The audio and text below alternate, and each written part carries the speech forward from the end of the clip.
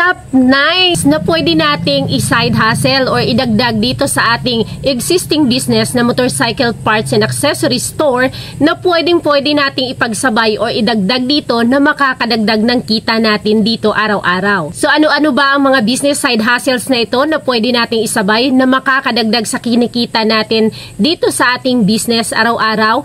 Yan ang pag-uusapan po natin sa video na ito. Hello mga ka-entrep, good evening po sa ating lahat. Welcome back again to our channel. Kumusta po kayo? Mayroon po akong isi-share sa inyo na side hustles na pwede po nating idagdag or isama dito sa ating existing business na kung ikaw ay motor shop owner, business, or store owner ng motorcycle parts and accessories. Number 1, of course, maliban dito sa ating store, na kung store ka lang talaga, ay mga walk-ins lang ang ina-accommodate natin or ang mga customers natin. Pero kung mayroon kang vulcanizing shop, ay dagdag kita din yon. Pero mas sinasuggest ko po sa inyo mga ka-entrep na yung vulcanizing shop na para doon sa mga tube type na mga motor na magiging customer nyo, ay gumamit na po kayo ng electronic. So dahil sa electronic po, ay hindi na po yun magbabawal dahil hindi ka gagamit ng crudo or gasolina at hindi rin siya mausok. Kasi before, nung wala pa kaming electronic vulcanizing kit, ay krudo-krudo rin kami, gaas-gaas, yun buhos-buhos, mano-mano po siya madumi kasi yung usok niya po napupunta sa mga paninda natin, sa mga display, napakadumi niya at saka medyo delikado din kasi gagamit ka pa ng krudo, ihalo mo yung krudo at gasolina para pampaapoy doon. Pero kapag gumamit ka na ng electronic ay malinis, walang usok, walang apoy at mas mabilis po siyang gawin. Malinis din siya sa ating shop mismo. Number 2, yan po ay ang pagdadagdag natin or pagkakaroon natin ng mga available items na mga hardware items. Kahit wala na po yung mga construction supplies, yung mga basic hardware supplies po ang pwede nating maging available sa ating mga stores. Like halimbawa sa electrical, sa mga ginagamit sa tubig, sa mga basic hardware items, yan po yung mga magagandang available. Ang fast moving po dyan, karamihan po is yung sa mga electrical, like yung sa mga kuryente, yung sa mga wires, sa mga socket, sa mga plug, yan yung mga, basta may kinalaman sa electrical, fast moving po yan.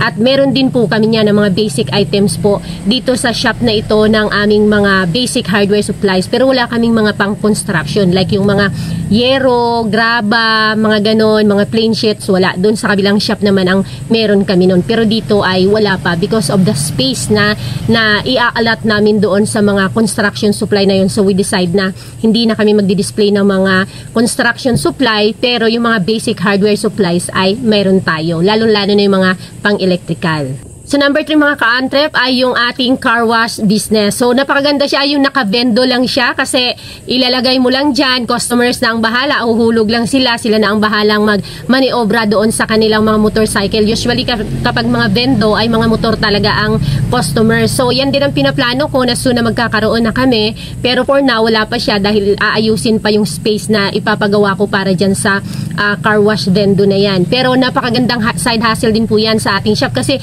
karamihan ng mga customers po natin ay mga motor. So after nilang magpagawa, pwede silang magpa-washing or mag-washing or mag-washing muna sila bago magpagawa. So napaka madali na para sa kanila kung nandyan lang sa katabi nila or nandito lang sa vicinity ng ating area ang kanilang pagkakarwasyan. Number 4 mga ka-entrep ay of course ang ating mga Wi-Fi vendo kasi ang daming mga customers na habang naghihintay, habang nakapila ay pwede silang mag-scroll muna. Ayan, manood ng YouTube channel natin, manood na ating Facebook content, yun, mga ganon. So, malilibang sila, hindi nila mapapansin yung oras, lalo na yung mga medyo nababagot na medyo may mga pila, so hindi nila namamalaya na yung oras lumilipas kasi nalilibang naman sila sa pag-scroll sa kanilang mga cellphone kung meron tayong Wi-Fi vendo. And of course mga ka-entrep, kung meron tayong Wi-Fi ay dapat number 5 meron tayong coffee vendo. Meron din kami yan of course kasi ang dami mga customers na habang naghihintay, lalo na yung mga maaga or hapon or gusto nilang magkape, is available yung ating coffee vendo. So nakakawala ng bagot habang naghihintay at marami talagang nagkakape. Syempre alam nyo naman ang Pinoy, kahit sobrang init yan nagkakape. Ako nga ang init-init ngayon, nagpapatimpla pa ako ng kape or minsan nag-hot choco din ako. So dagdag kita rin yun siya. In fairness, ang bilis ng ROI dyan sa coffee vendor na yan, lalong-lalo na kapag sa kagaya nito na may mga shop tayo kasi may mga customers na nandyan talaga naghihintay kasi nga halimbawa nakapila or habang ginagawa yung motor nila, nagwa-wifi na sila at nagko-coffee vendor na rin sila ay nagko-coffee vendor, nagkakape habang naghihintay. So, malilipas ang oras nang hindi nila na namamalaya na hindi sila nababagot. And of course, number 6 mga ka-antrep ay ang printing business. So, ayan yung mga stickers printing business. So, meron na akong laminator, meron na akong printer, meron na akong computer at ang cutter platter na lang ang aking hinihintay.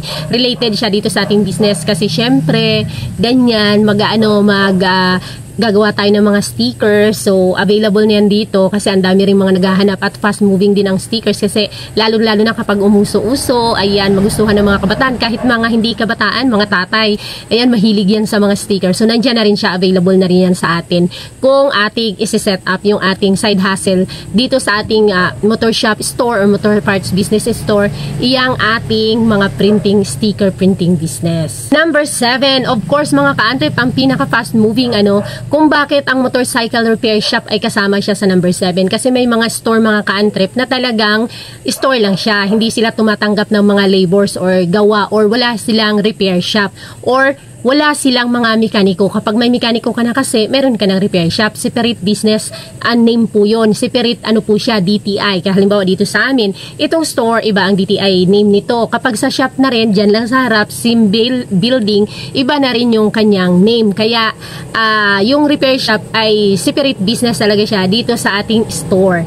Kaya, dapat maganda rin talaga kung may mekaniko or may repair shop. Halimbawa, kagaya ng sa mga nag-walk-in lang yung mga ina-accommodate, wala silang gawa dito sa amin or siguro din sa inyo may mekaniko, bibili, magpapaayos, magpapagawa or magpapakabit ng gulong dahil meron tayong repair shop na kasama dito sa ating business. Pero nakaseparate din yun siya. Maliban sa store, meron tayong repair shop. And of course, mga ka-antrep, ang number 8 po natin ay ang loading business. Side hustle siya na napakadali lang at napakabilis at kasama na siya sa ating galaw ng buhay dahil marami pa rin mga ka-antrep natin na mga nagpapaload. Marami yan dito. May load kayo, ma'am, yung mga lalo yung mga walang piso wifi doon banda sa kanila at sanay na nagpapaload. So, minsan nagpipiso wifi sila dito bago alis magpapaload kasi wala nang piso wifi sa lugar nila. So, nakakatulong din siya pakunti-kunti pero side hustle din siya dito sa ating business at nakapaka-fast moving dyan dahil lahat ng tao ay nangangailangan ng load maliban na lang doon sa may mga internet sa bahay at may mga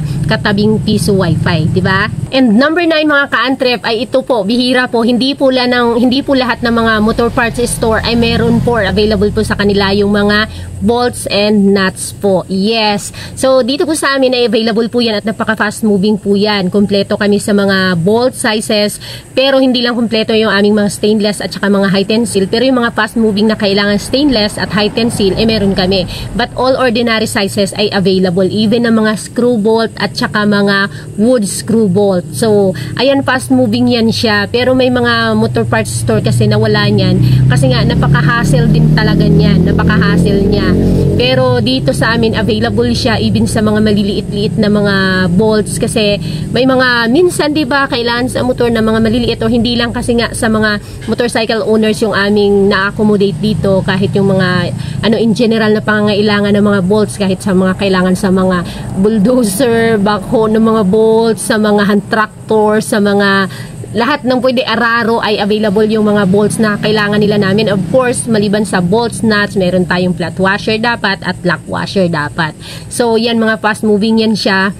Hindi lahat ng sizes fast moving pero isa siya sa mga napakagandang side hustle dito sa ating motor parts business store kasi may mga shop nga po na mga walang mga bolts and nuts maliban dun sa mga basic na kinakailangan lang ng mga pangmotor. So marami pang nangangailangan ng mga klase ng mga bolts and nuts, even yung mga 3mm, 4mm na yan, mga bolt para sa mga TV, electric fan, yon. Ayan, nabibili yan dito sa amin. Napakasayang din kasi ng ating pwesto at ng ating store kung hindi natin ma-accommodate yung mga customers na nangangailangan ng mga ganong klaseng items or ng mga ganong klaseng mga pyesa or mga bagay-bagay. So ayun po mga ka-antwerp, ang ating top 9 po na pwede pong maging side hustle dito sa ating motor parts business and store and accessories na pwede nating maidagdag or maging side hustle dahil may mga income po silang maibibigay sa atin. Paliit-liit man pa konti-konti pero malaking tulong at nakakadagdag. Sana'y nagustuhan po ninyo ang ating video pinag-usapan ngayon at please palike naman ang video na ito at pa-subscribe na rin po sa mga hindi pa nakapag-subscribe para po maabangan nyo yung mga susunod nating upload at paki-pindot na rin po na notification bell para ma-notify kayo every time na may ina-upload po tayo. See you in my next video. Please don't forget to hit the like at subscribe. Bye-bye!